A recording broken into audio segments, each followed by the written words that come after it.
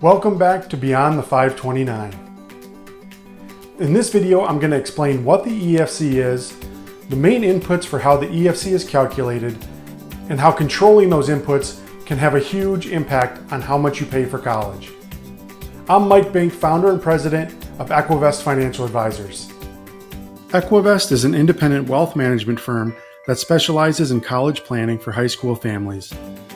I work with families throughout the country to navigate the college funding process so they can save thousands on the cost of college, minimize their student loans, and protect their family's retirement. Please make sure to subscribe to my channel below for more tips and videos to help you master the college funding process so you can save thousands on your students' education. So what is your EFC? Well, your EFC is simply the expected family contribution. In other words, it's how much the government estimates your family can afford to pay for college on an annual basis.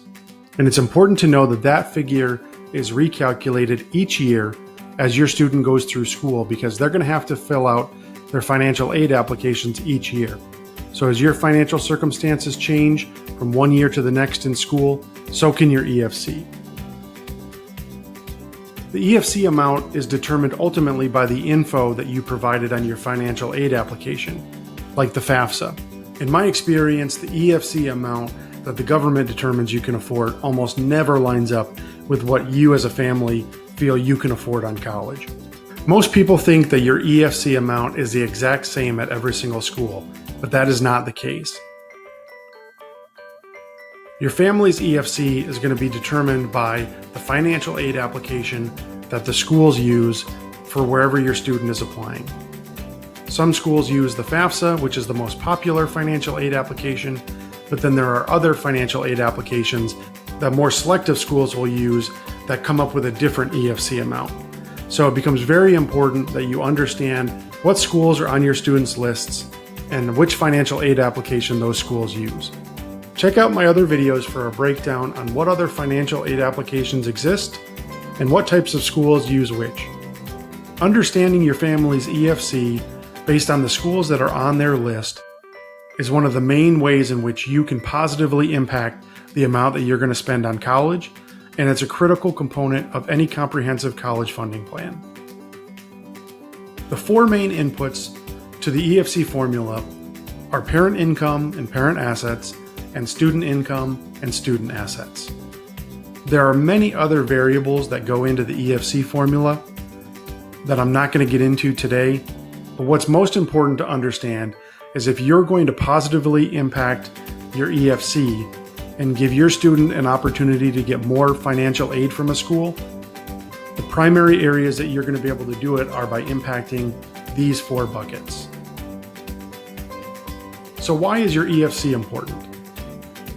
Your EFC determines your student's financial need and the aid package that they're likely to get at each school. This is going to be different based on each school that they're applying to.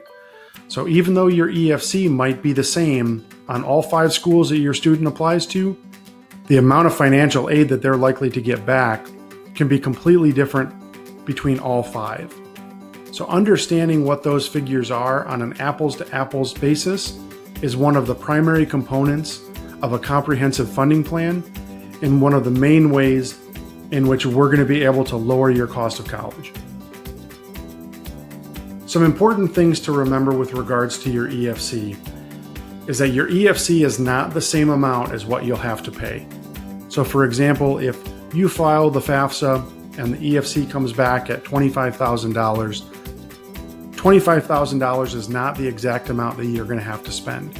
What you're going to have to spend is going to be a combination of that EFC and the cost of attendance at that school, and factoring in all of the other financial aid that the university is giving you. Also, you don't have to wait until applying for financial aid in senior year to understand what your family's EFC is. We recommend trying to understand your EFC as early on in high school as possible. That will allow you to come up with a proactive approach to building your school list, where you can understand exactly what schools are going to give you the best chances of getting financial aid based on your family's financial need at those particular schools. Lastly, understanding your EFC at each of your target schools is the key to lowering your cost. The higher your EFC, the less likelihood you're going to get financial aid from a university.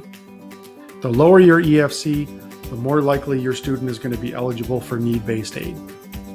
Or you have any other questions on your EFC, please leave them in the comments section below. If this video was helpful for you, please give it a thumbs up below and share with your family and friends. And if you want more videos and tips to help you master the college funding process, please make sure to subscribe to my channel by clicking on the icon below. And if you're interested in learning more about becoming a client and how we can help you develop a plan to save thousands on the cost of college, please click on the link in the description below. Thank you and good luck going beyond the 529.